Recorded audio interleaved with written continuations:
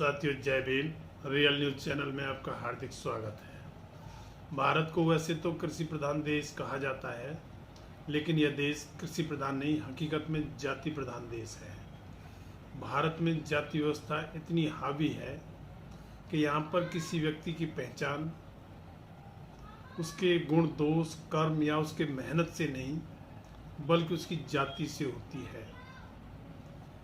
जाति व्यवस्था सिर्फ भारत और भारत के जो विभाजित देश हैं उन्हीं में व्याप्त है, और विश्व के अन्य किसी भी देश में यह व्यवस्था कहीं नहीं पाई जाती है।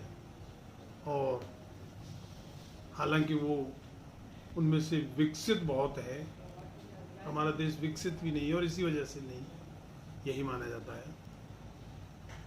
हालांकि विश्व के अन्य देशों में लोग बटे होते हैं वर्गों में, और वो 2 या 3 वर्गों में बटे होते हैं, जैसे गोरे या काले, अमीर गरीब, मजदूर मालिक, ये 2 या 3 वर्ग होते हैं।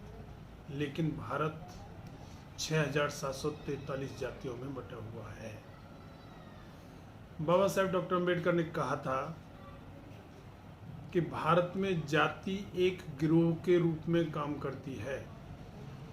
जैसे एक जाति के किसी व्यक्ति ने अन्य जाति के किसी व्यक्ति के साथ में अगर कोई अपराध कर दिया, तो उस अपराधी की जाति के लोग उस अपराधी को बचाने में हर संभव कोशिश करेंगे और अंदर ही अंदर अपना जातीय गर्व भी महसूस करेंगे, जब उन्हें पता है कि उस अपराधी ने गलत काम किया है। बिल्किस बानो हत्याकांड व बलात्कार, या हाथरस की बेटी का गैंगरेप और हत्या, या बिहार में लक्ष्मणपुर बाथे नरसंहार, बहुत सारे उदाहरण इन चीजों से भरे पड़े हैं। दूसरे, जो जनप्रतिनिधि चुने जाते हैं उसमें जाति का बड़ा रोल होता है। जाति की वजह से हम जनप्रतिनिधि को वोट देते हैं, और वो जनप्रतिनिधि हालांकि सभी की वोटों से चुना जाता है, एक जो उसकी जाति से नहीं चुना जा सकता, लेकिन जीतने के बाद में वह अपनी जाति का खास ख्याल रखता है। जबकि नैतिकता ये नहीं कहती है।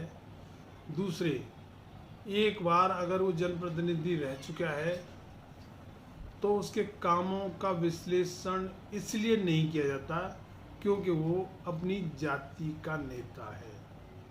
यह लोकतंत्र के लिए बड़ी ही खतरनाक चीज़ है।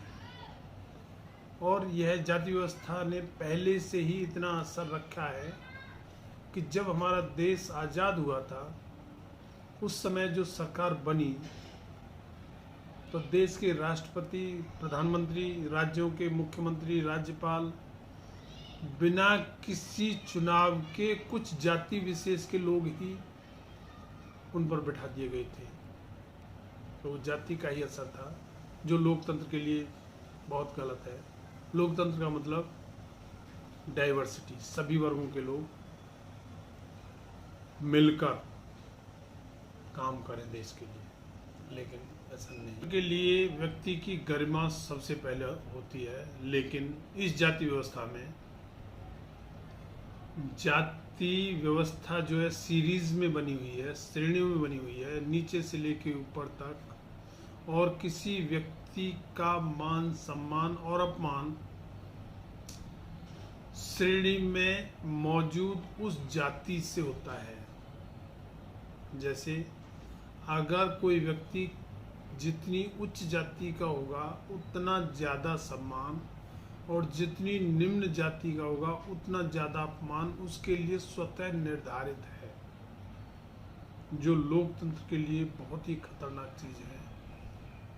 इसके अलावा जो जाति के लाभार्थी हैं वो इस पर चर्चा भी नहीं करना चाहते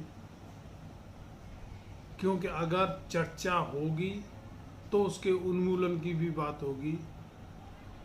इसके डर से वो लोग जाति पर चर्चा नहीं करना चाहते, जबकि लोकतंत्र के लिए ज़रूरी है कि इस पर ज़्यादा से ज़्यादा चर्चा हो और इसके उन्मूलन के उपाय ज़्यादा से ज़्यादा और जल्दी से जल्दी हो। देश में हर व्यक्ति ये कहने को तैयार होता है कि मैं जातिवाद को नहीं मानता, वो नकली होता है। एक अनुभव मैं अपना बताता हूँ। एक जगह पर 12-15 आदमी थे, वहाँ ऐसे ही बात कर रहे थे, तो एक श्रीमान जी ने कहा कि मैं जातिवाद नहीं मानता हूँ। मैंने उसको बताया भारत में कोई भी एक व्यक्ति ऐसा नहीं है जो जातिवाद को नहीं मानता, लेकिन वह व्यक्ति मानने को तैयार नहीं था और शर्त लगाने को तैयार था, जिस पर मैंने उसको कहा शर्त की ज़रूरत नहीं है, आप ये बताइए कि आपके कितने बच्चे हैं। उसने जवाब दिया एक बेटा और एक बेटी। तो मैंने उससे पूछा कि अपनी बेटी की शादी किस जाति में करोगे। बोला वो तो मैं अपनी जाति में ही करूँगा। तो उसको बताया और जातिवाद होता क्या है। तो इस तरह कोई भी व्यक्ति यहाँ जातिवाद से अछूता नहीं है और इसका जल्दी से जल्दी खात्मा जरूरी है। लोकतंत्र में इन चीज़ों के लिए कोई भी जगह नहीं है। अगर जातिवाद इतना अच्छा होता तो विश्व में कितने विकसित देश हैं वो इसको पहले अपनाते। समझने वाली बात है।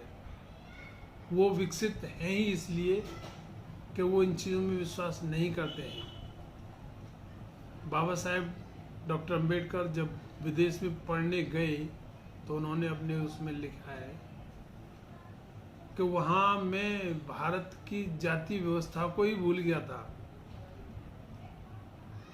क्योंकि वहाँ किसी को कोई एहसास ऐसा होता ही नहीं है और यहाँ भारत में कोई आदमी इससे बचता नहीं है। बाबा साहेब इतने बड़े प्रकांड विद्वान होने के बावजूद भी उन्होंने जातिवाद का दंश झेला है और हम सभी झेल रहे हैं।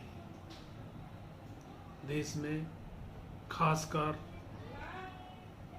95% पब्लिक इस दंश को झेल रही है और उन्हें अगर कुछ मानसिक राहत है तो सिर्फ यह सोचने में कि मैं कम से कम उस जाति से तो ऊपर हूँ, बस इसी भ्रम में वो प्रतिकार भी नहीं करते। खैर, इस पर चर्चा होनी चाहिए, उन्मूलन के उपाय होने चाहिए, इसका प्रतिकार भी होना चाहिए। पोस्ट अच्छी लगी हो तो चैनल को सब्सक्राइब, लाइक, शेयर और कमेंट में अपनी राय जरूर दें। धन्यवाद। जय भीम।